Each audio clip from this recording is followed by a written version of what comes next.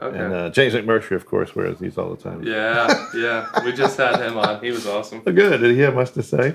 Yeah. I'm talking to you, Jimmy Mack.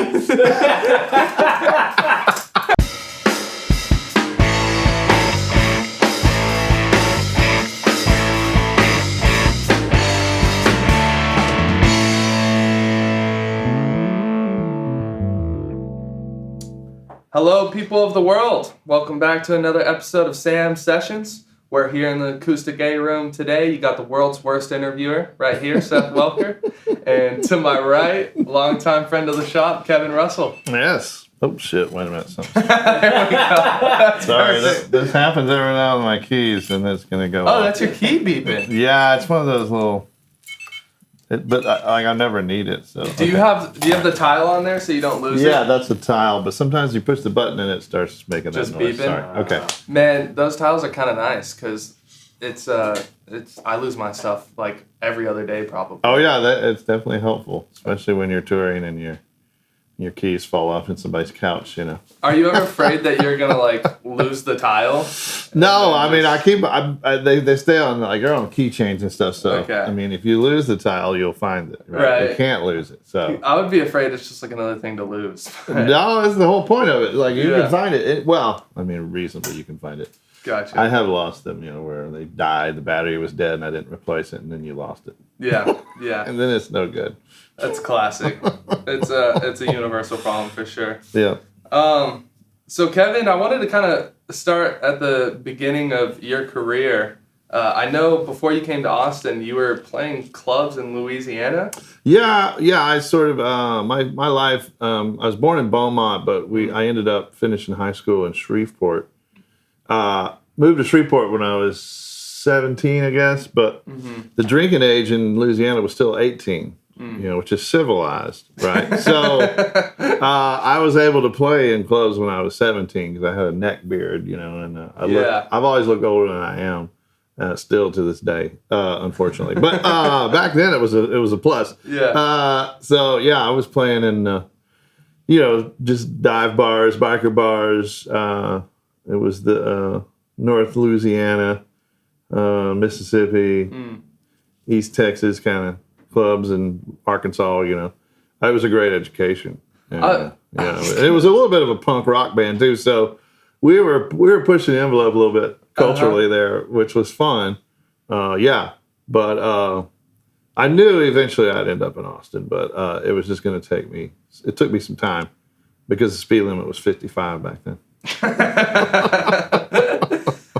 Being a 17-year-old kid, I mean, you're definitely a kid at that point. Being 17 years old on stage in a biker bar. Yeah. The nerves of going on stage are there already. Was it kind of exacerbated by the Yeah, but I mean, sort of like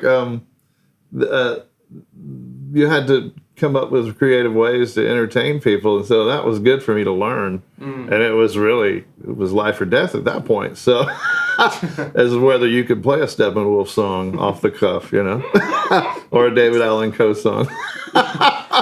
So you're gonna have your head otherwise, huh? So I always had that Ray Wiley song in my back pocket too, Redneck Mother, because my uncle used to play me that, and I memorized that song. So anytime I was in danger, I could always sing Redneck Mother, and it'd get me out.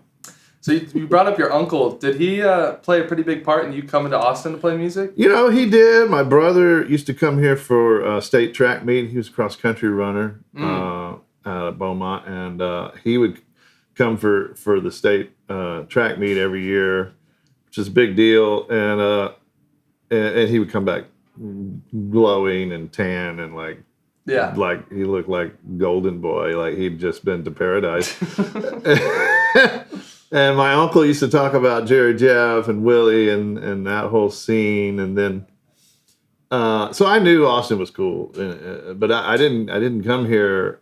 I mean, we drove through here when I was a kid, but I didn't come here really until I was probably in my 20s before I made it to Austin and played music. I was in Shreveport for a while, and so we were focused on Austin. We knew what was going on in Austin. There was an MTV show called The Cutting Edge, and they did a whole episode on the Austin music scene. This is like maybe 83, '84, and it's so cool to watch it now because I know almost all those people, but like then, like Alejandro, True Believers, were like fresh names, and Zeitgeist, John Crossan, Cindy Toth, and them, which became the Reavers. They were big heroes of mine too. Mike Hall and the Wild Seed. So those bands sometimes would come through Shreveport on their way to wherever, and we would always be in the know because we were aware of it. And we'd see one of those bands, we'd get to open for them. We'd always ask to open for them. And every time, every one of those bands took me aside after the show, and they're like, hey, man, you should probably come to Austin. And I was like, I know, man. My girlfriend lives here. And all the excuses. Yeah, all my excuses. Yeah. But anyway, so it took me a while. Went through Dallas for a couple of years in the late 80s. Again, it was just very young and stupid. Stupid person's logic, But we're like, Dallas is right. It's like halfway between Shreveport and Austin. We still had such good things in Shreveport that we didn't want to totally leave it. But like I said, the speed limit was 55, and it took forever to freaking get anywhere. It was ridiculous. So we picked Dallas thinking, oh, then we could play Austin easily, and we could play Shreveport. Yeah. It was stupid logic, but we should have just come straight to Austin. But we would play Austin at the Texas Tavern on UT campus. They used to have bands. Okay. And there was a band called the Wannabes. Yeah. And they sort of took us under their wing and would let us open for them all the time. And that's when I first started coming to Austin and playing music. And we'd stay up around campus. And, it was like, just the girls alone was like, oh, my God. Dallas was full of beautiful women, I'll tell you that. But nothing like UT, the campus of UT. I don't mean to sound creepy or anything. I know I'm an old man now, but I was 20 years old. And, it was quite impressive. And LSU, same thing, but like I didn't want to live in Baton Rouge really. So, but yeah, boom, man, we were like, hey, we got to move here. This is a magical place. And it was cheap. It was cheap to live here. It was so cheap. It was the early 90s when you first moved here, that was right? like 91 when we finally moved here. Okay. I know a lot of people, like Scrappy Judd and that crew, Troy Campbell and all of them. So a bunch of people moved here about that time. Yeah. And we still talk every now and then. We were like that wave of musicians who showed up in 91. And it was good. It was a good class. And then just started making my way through the music scene here. It took a while. Do you remember being overwhelmed when you first got to Austin, or kind of out of your element, or did you fall right into it? I fell right into it. What was weird is that I was always from really conservative places like Shreveport, Dallas, Beaumont. Those are very conservative towns, and culturally, politically, in almost every way you could think. Right. And so I came to Austin, and suddenly I was in this very progressive place. And it's sort of inflamed my conservative side. Like I became a little more like reactionary, right? Because I'm a nonconformist, and so it doesn't matter what situation I'm in. I'm not a joiner really. So if I'm around a bunch of ballerinas, then I'm gonna become a punk rocker. But if I'm around a bunch of punk rockers, I'm gonna become a ballerina. So that's just my nature. I don't know why it is. I'm disagreeable. I'm nonconformist. Yeah. But I am a people person. I'm just walking conflict and contradiction. But anyway, if you knew my mother, you'd understand. Anyway, love you, Judy. We also love you, Judy. So So it was. That's just one thing. I remember it being sort of like reactionary to like, this is a little too progressive for me here. I don't know like how I feel about this skinny dipping and stuff. Wait, hold on a second.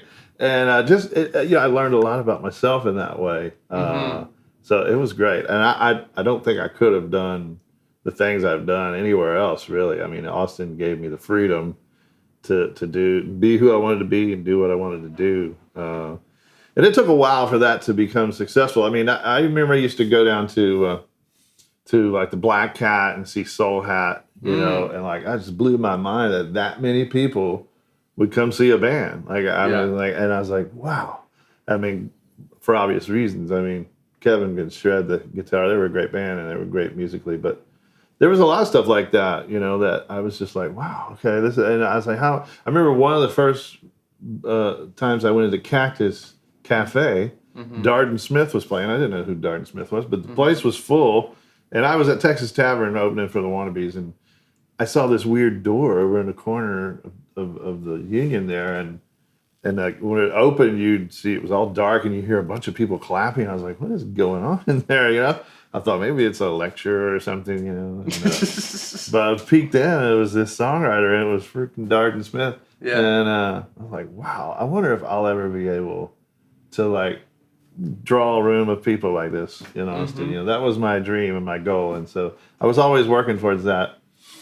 So I did open mics and tried to get something going like everybody did. My band that came here, the Picket Line Coyotes, the Shreveport band, we split up pretty quickly. Right. We did a couple of South by Southwest, but we couldn't get anything going really, and for whatever reason. And so I just sort of was bumming around for a few years there and not doing anything. And just still writing and playing music, but I had started working at Book People bookstore when it was down in Brody Oaks here. That's where I was working, and I washed dishes and did a bunch of other stuff until I got that job. And but I could live cheaply, so you didn't have to work a lot, and I had time to play music, and I just really just smoked copious amounts of marijuana with my roommates and. Just had fun. I mean, I lived over at the corner of West Annie and South First.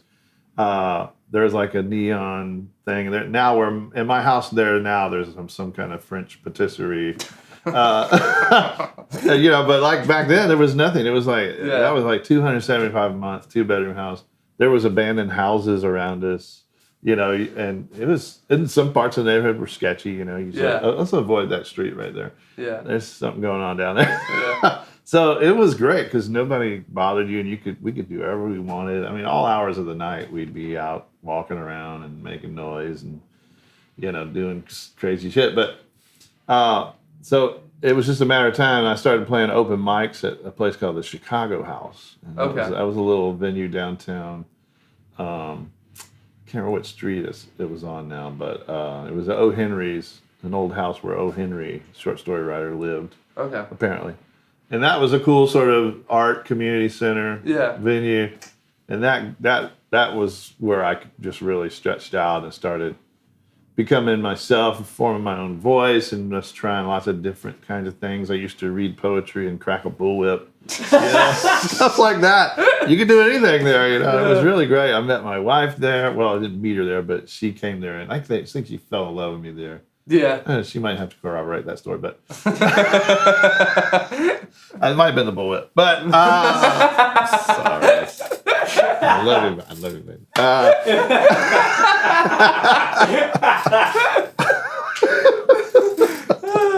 Anyway, it was some time, and I was working. So I was working at Book People, and long story longer. The way the Gourds came about, we got the Gourds together. It was made from the ashes of Coyotes. So Jimmy Smith was my partner. He was a bass player in the Coyotes. Okay. And then the guitar player had a brother named Claude Bernard, who played keyboards, accordion. He played everything, really. But he was the little brother of the Coyotes guitar player. Mm-hmm. And so Jimmy and Claude had a thing going, and I decided I wanted to get something going again. And so I asked if I could join what they were doing, and they agreed to it. And then we found a drummer, this Welsh guy named Charlie Llewellyn. Super cool guy. He worked at South by Southwest then, and was more like into the music biz. And so we were very hesitant to play gigs. We were really paranoid about the music business for whatever stupid reason. I don't know. But so the Charlies started booking gigs. He's like, well, I booked us a gig. We're like, he didn't ask or anything. We're like, so he kind of forced us into it, which was good because we may have still be in that house right now, We never played a gig. But so we started playing at a place in West Campus called Another Cup of Coffee. It was just a little coffee house thing. And but we invited all our friends. I had all these friends at Book People, and Jimmy and Claude had their friends, and Charlie, and when we play Another Cup of Coffee, we had a regular sort of residency there, I think, and then they didn't have a PA, so we would have to borrow a PA from Slade Cleaves. Slade would, I don't know if you know Slade, but he would loan us his PA. Okay. And that we didn't all have cars, so we'd have to get people to take us to the gig. Did you ever have like someone's mom give you a ride? Exactly, yeah. we were some winners, I'll tell you. But but all our friends would show up, and it was a thing, and so we were like, oh, this could be cool. And then it was just a matter of time, just kind of doing those kind of gigs, and our friends showing up that became worth it to book us, So it was a party, and it sounds like a lot of fun. Yeah. And you guys, I know you released your first record. I read this, and I'm curious about this. You released the first record in '96, right? Yeah. And you went on tour, and you're still working at Book People, and you said, "Hey, I'm going on tour for 6 weeks." Yeah. Then you called them a year later and said, "Hey, I don't think I'm coming back to work." That's right. Yeah. So I'm wondering, how did the 6 weeks turn into a year? Yeah, it was just one of those deals, and I tell people this all the time, especially young songwriters and musicians. I'm like, there'll come a time in your career when you have to take a leap of faith, and this is probably any walk of life, any small business or entrepreneur, but you just have to take a leap of faith and like quit your job and focus on the thing you love and you want to do. Like there's a point when you'll know. And it's scary because there's no guarantees. It's a total crapshoot. And I knew it was a crapshoot. I just got married, and I was planning on having a family. And I was like, should I be starting my music career now? Maybe because I don't know. This is questionable. But it was a leap of faith, and I didn't know it at the time. But that's what it was. And it's like you go out on a tour of Europe, and and then we just kept playing. Like we just kept finding more dates. My boss, Philip Sansoni was his name. He used to own Book People, and I told him, and he was cool with it. And I trained a guy my assistant manager. I was the manager of the receiving department, is what I did there, and so I trained a guy to do everything. And then I had a good crew of people who they didn't really need me; they could do it all themselves. And that was at that point. That was the best job I'd ever had. It was the most I'd ever made. Really. And so I was like, you were also kind of interested in like the English side of things too, right? You were into reading. I read a lot as a kid. And, I'm a writer, and so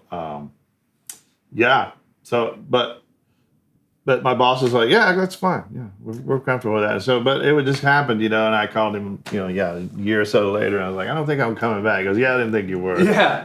We weren't expecting you. Well, it's so crazy to me because it seems like you were at, it's rare to see such a clear fork in the road in someone's future, but it seems like you're at the point where, you wanted to start a family and you could work at Book People and be safe and secure there, or you could, you said, take the leap of faith and tour. Right. And I wonder, what percentage of people would have stayed just working at Book People. Right, yeah. I tell people that it is a leap of faith, and and in hindsight, I would have been fine. I could have done something else. It wasn't that crucial, but it felt like it at the time. Oh, I'm sure. But my wife, Robin, she had a good job by that point at GSD&M. So she had decent income, and we had benefits, so that was always what kept the family stable. So that's good. Yeah. You got to have somebody in your life like that to, whoever it is, it's going to be able to recklessly be a partner with you. Yeah, exactly. That's awesome. That's awesome. Yeah. The Gourds, they did. You guys did a cover of "Gin and Juice" by Snoop Dogg. Yeah. My sister, my little sister, Erin, may she rest in peace. My baby sister.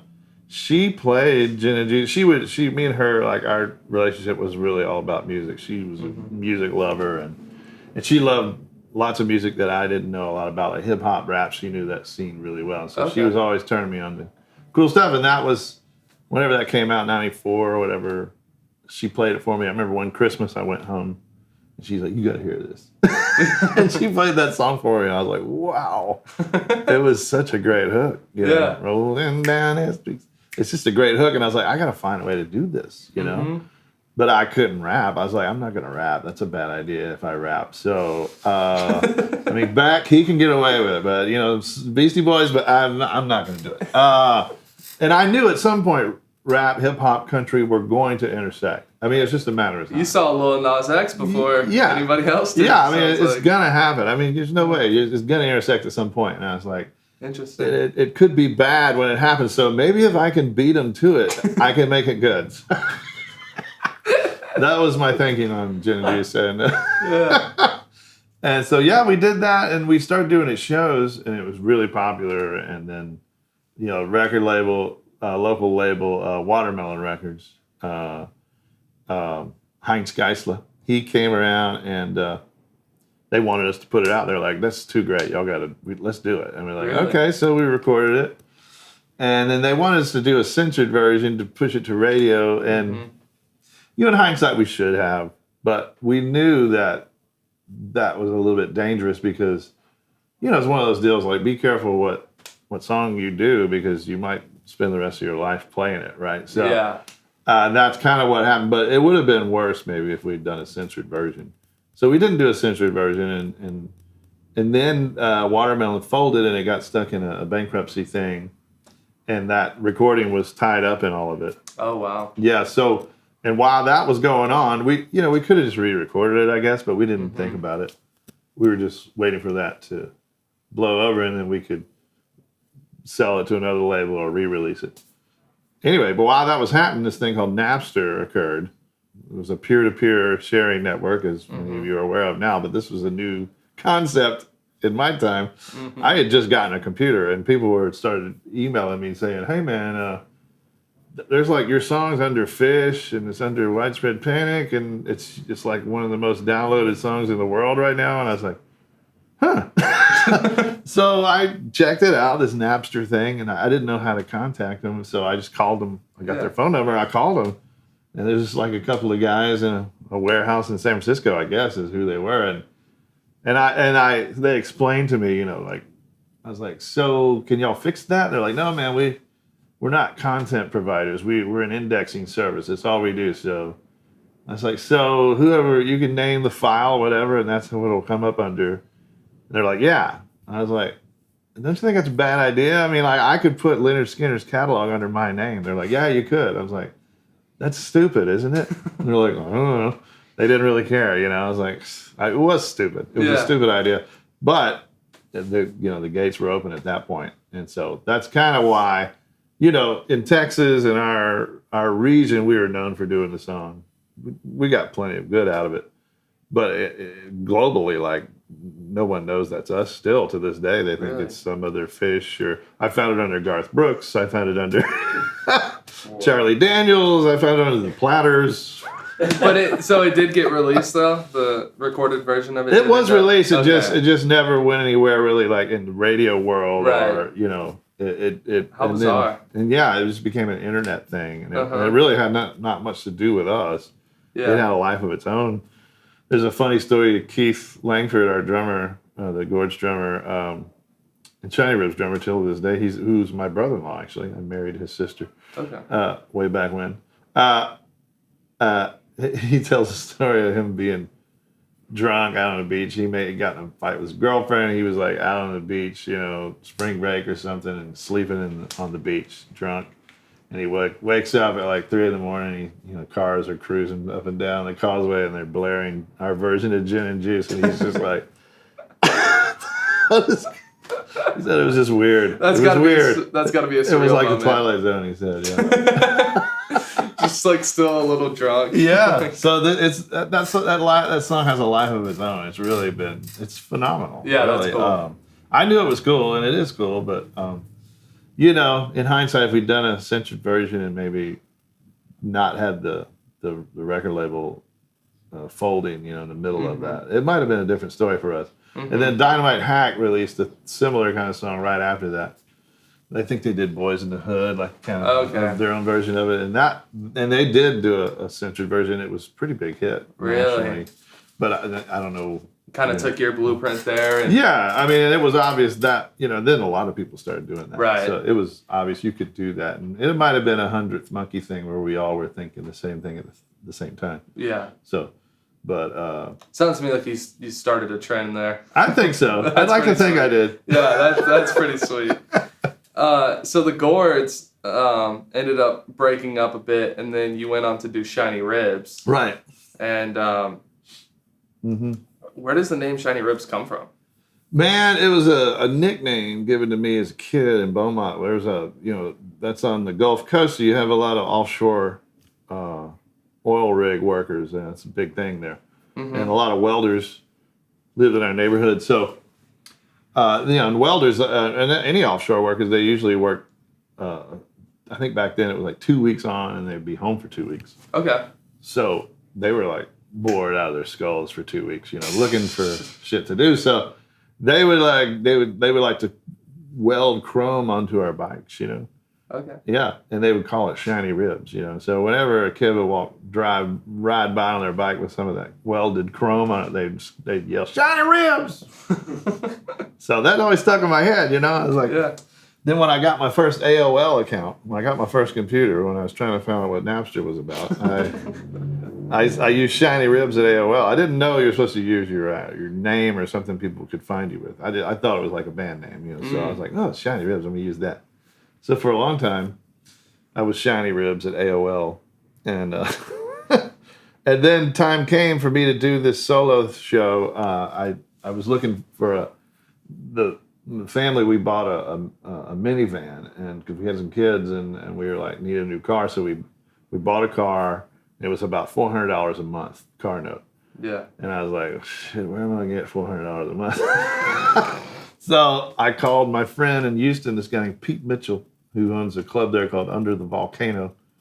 And I said, and he had been talking to me about wanting to do some music at his place. And I was like, hey man, how about it? If I play there once a month, you give me $400 and I'll come there once a month and play. He goes, deal. I said, there's my car note. And so I had to call it something. And I said, well, I'll call that Shinyribs. So that's where it started, is starting at Under the Volcano in Houston. And I would play there once a month. And up to that point, Houston was always a tough town for the Gourds to crack. Like, we had an okay crowd there, but it wasn't always great. Right. It's sort of insular. Like, New Orleans is that way, too. It's just one of those cities. It's a big city and has a very insular sort of scene, Mm-hmm.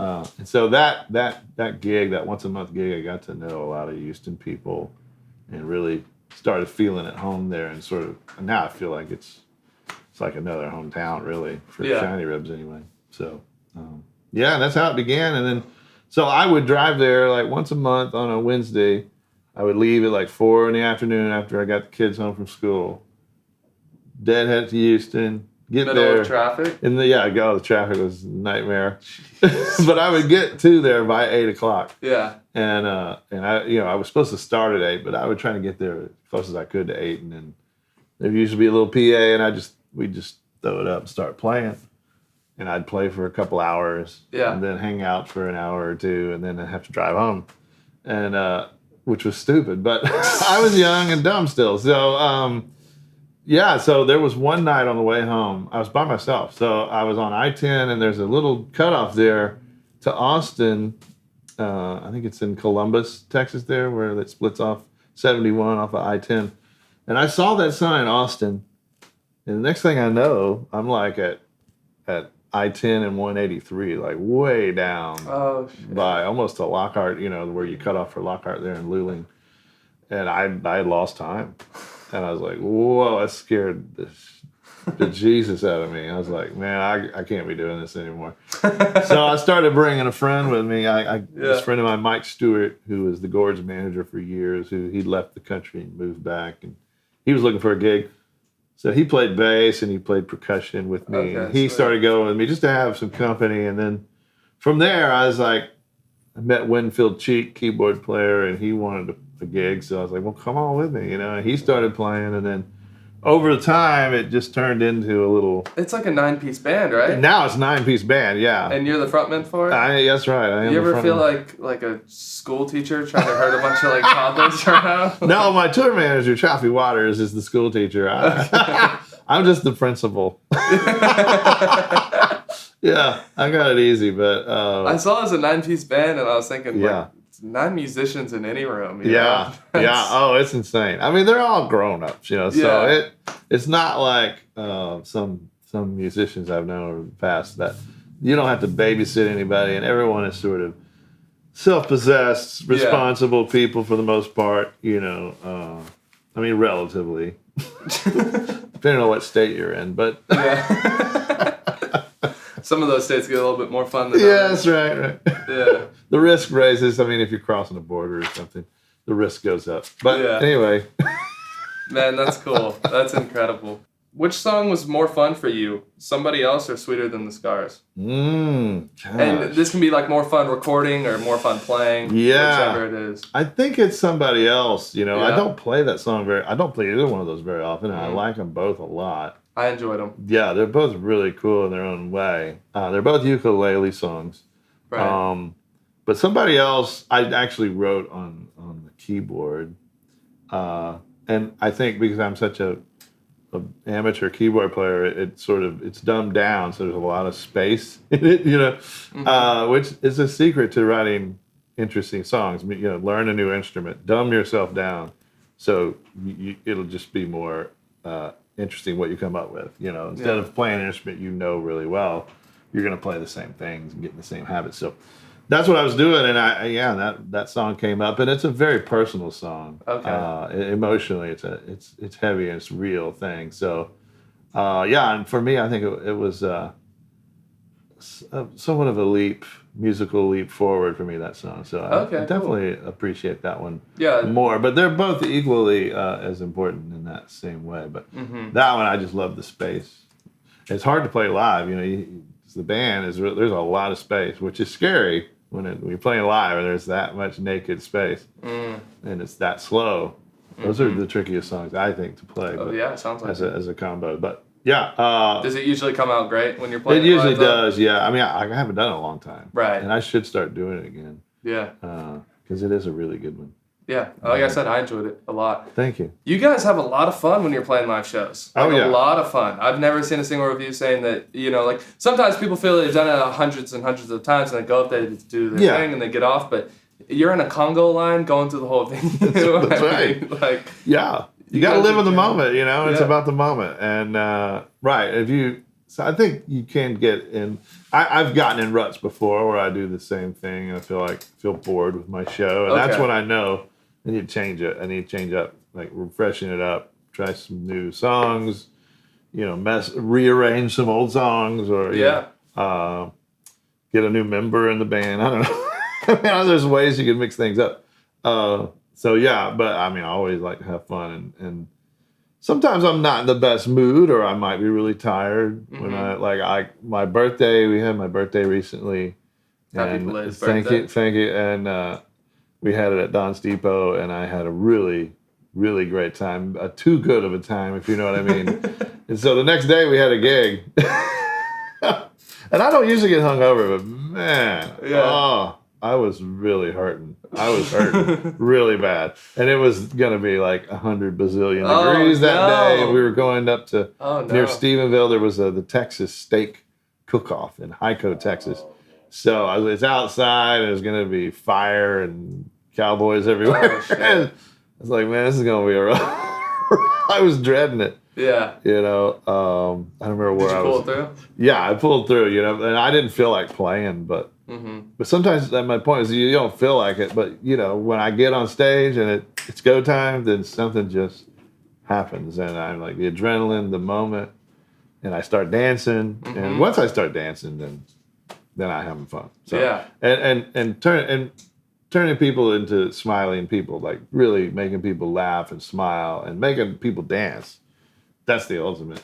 Being an applause, entertainer. just entertaining people and making them forget about whatever worries they may have for like an hour or so. You know, it's a good thing to be able to do. I feel like that's what I do best, and it's what I should be doing. That's incredible. Yeah, I love that a lot. That's awesome, man. Thanks. So for the next part of the show, we'll do quick this or that questions. Okay. Just the first answer that comes to your mind. You know, like electric or acoustic. Ooh, electric. Yeah. Ukulele or guitar? Ukulele. Has it always been that way? Or? No. I came to the ukulele late in life, but yeah, I love the ukulele. But you're like hooked on it now. Oh, it's so fun. It's the funnest thing to play. I mean, it's the easiest instrument really to play. Yeah. When people say they want to learn an instrument, I say get a ukulele. Yeah. It's the easiest possible instrument to play. I say if you have rhythm. I mean, if you don't have rhythm, forget about it. Just do something else. Maybe painting. Oh, that's awesome. Do you like doing a big venue or a small one? Man, I prefer smaller venues to be honest. But it depends on the venue. Like Moody, ACL Live, that's a great venue. Paramount, big venues like that sound great, that are like great theaters, are really fun to play if they're full of people. Right. Yeah. You got a couple shows coming up in Colorado, right? Yeah, we're fixing to leave for Colorado. Yeah, doing some. Have you done Colorado before? Oh yeah. So it's been a few years since the lockdown. We haven't been back. Oh really? Yeah. You like Pagosa or Denver? Yeah, we're playing Pagosa Folk Festival. And, yeah. Pagosa's great. We'll spend a lot of time there. You like Pagosa better or Denver? Oh, God, Pagosa. Yeah. For sure. Yeah, that's more my style. I mean, Denver's great, but it's a big city. So, I love Pagosa Springs. Oh, yeah. It's It's great to get out there. And so I'm looking forward. Just being in the mountains is going to be great. Awesome. I think it's like a high of 85 or something. So people are like, it's going to be pretty warm. I was like, yeah, I think we can handle it. It's cool. That's warm. Okay. So you like cold weather or hot weather better? Probably cold weather. Mm-hmm. Yeah, I mean, not real cold weather. Like, I don't think I could live in like Chicago or Wisconsin. I couldn't live in that kind of cold weather. But something manageable. But cold weather in Texas, I'm fine with that. Beach or mountains? Mountains. Okay. Martin or Gibson? Ooh, Gibson. Yeah? Yep. Gotcha. Yeah. What's funny is my kindergarten teacher was named Miss Martin, and my first grade teacher was Miss Gibson. No way. Isn't that crazy? Wow. Foreshadowing. Yeah. The life is a book. Yeah, that's definitely the foreshadowing right there. You like movies or TV shows better? Oh gosh, I guess TV shows. I don't like either one. I'm not a movie or a TV show watcher. Generally, I watch a lot of sports. Okay, yeah. Cool. Basketball, football. Yeah. That's a really cool hat and a nice shirt. Do you like comfort or style better? Oh gosh, I like comfort with style is the ideal, which is the Guayabera is. Yeah, it looks like it's breathable. the most comfortable and the most stylish. It's breathable. Yeah. A lot of people know, but these are traditional shirts from Latin America, Hispanic culture. You go to that's awesome. San Antonio, you'll see these everywhere in the spring and summer. So, and James McMurtry, of course, wears these all the time. Yeah. We just had him on. He was awesome. Oh, good. Did he have much to say? Yeah. I'm talking to you, Jimmy Mack.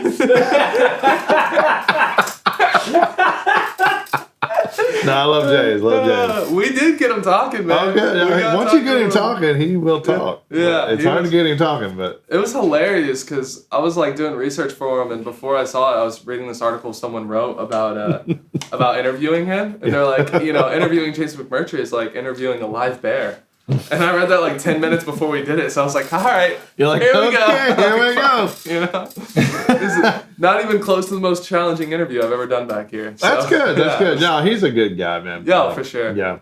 It was like one of those situations to set the bar like really high or like it took low. Me years to get him to talk to me, but But now he won't stop talking.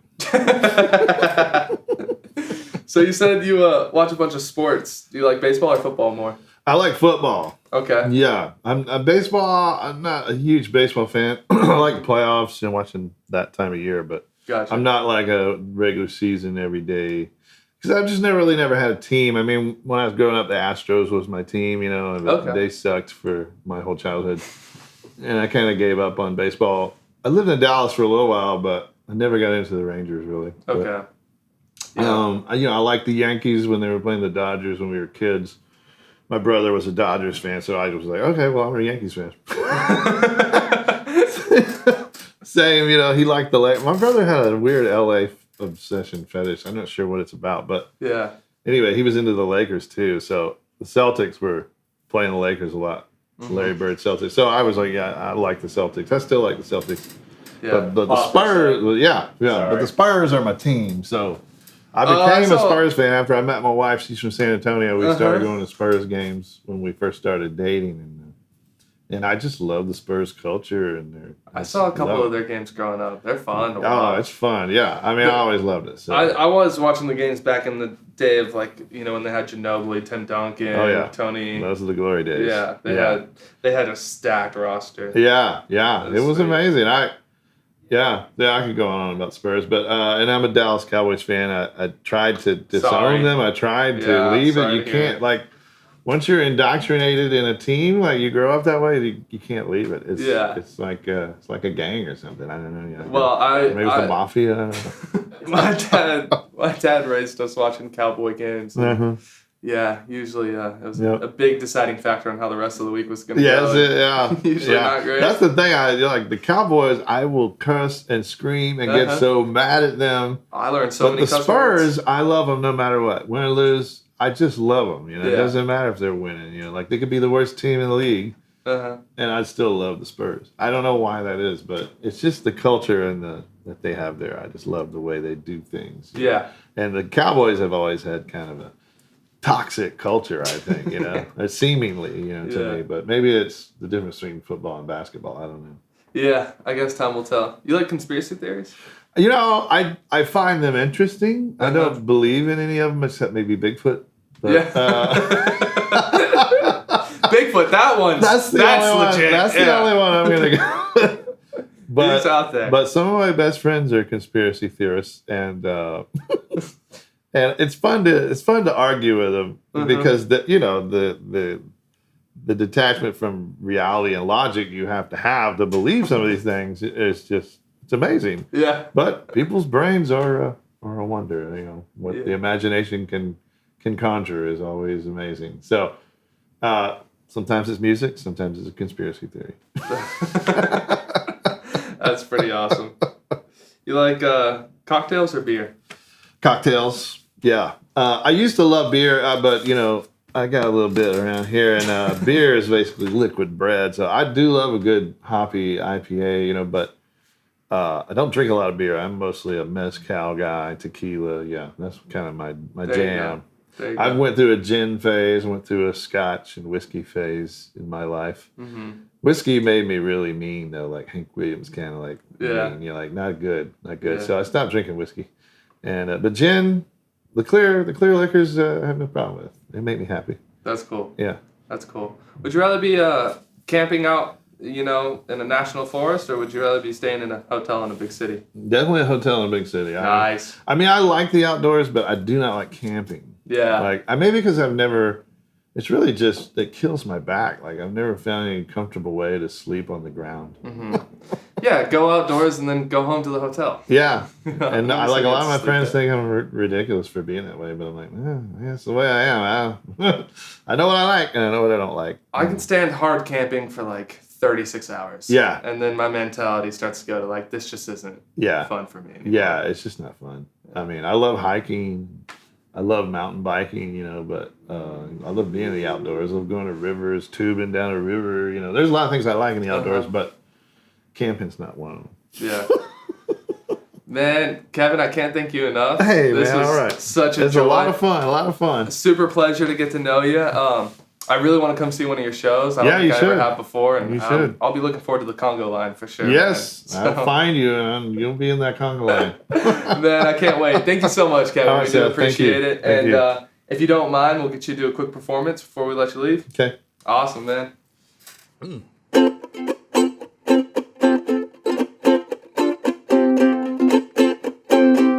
Why torture yourself